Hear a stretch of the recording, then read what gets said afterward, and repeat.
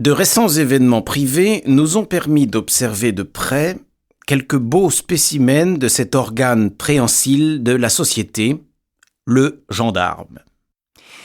Les conditions de nos rapports avec eux furent excellentes, quoique propres à nous les faire envisager sous un jour trop favorable, car nous n'étions point détenus entre leurs mains, mais l'autorité supérieure les avait confiés aux nôtres, sous quelques prétextes, dans un but d'expérience.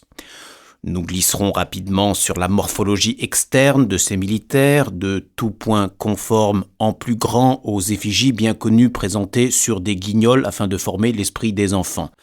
Ne citons le dicton d'un goût peu sûr, on les sent d'abord, on les voit ensuite, que pour en extraire l'enseignement philosophique, en réalité, vu le petit nombre de spécimens disponibles, il arrive qu'il n'y en ait que 5 pour 8 communes, on ne les voit jamais. Et par on, nous entendons les malfaiteurs, pourtant leurs partenaires naturels.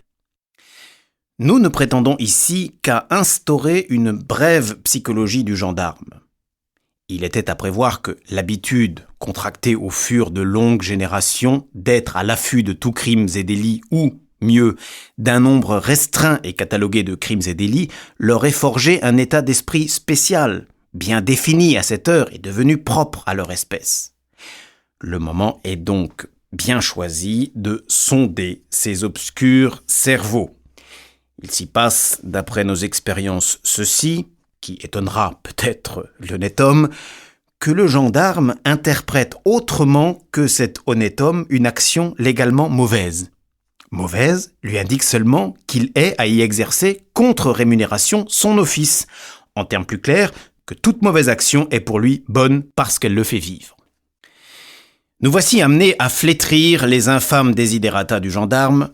Son pays de cocagne serait celui où aucun citoyen ne chasserait, sinon en temps prohibé et, bien entendu, sans permis, ne pêcherait, sinon par des moyens défendus, où le viol serait un très grand nombre de fois quotidien et l'assassinat la forme la plus courante des relations sociales.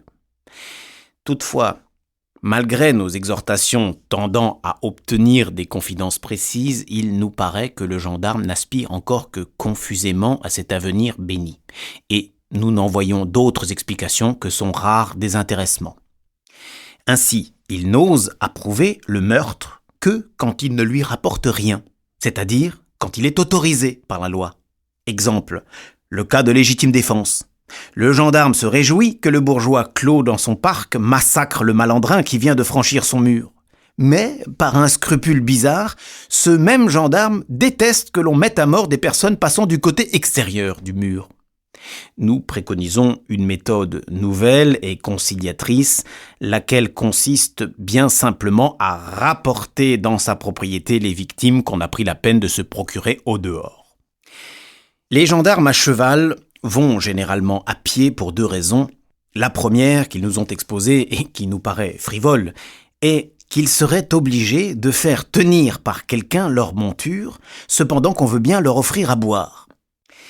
La seconde, qu'ils emmènent le plus souvent avec eux, s'en allant par 2, l'oncle de l'un ou de l'autre, encore qu'ils puissent n'avoir point d'oncle. Mais ils dénomment ainsi quelques amis qui les suit afin de profiter des occasions de se désaltérer. Ils le choisissent avec soin d'aspect minable, qu'il soit aisé de faire passer pour patibulaire et sujet à la manie de se promener les mains derrière le dos.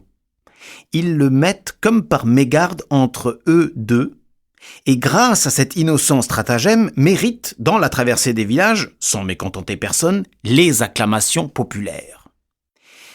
Nous avons exposé plus haut que la capture d'un malfaiteur authentique est hors de question.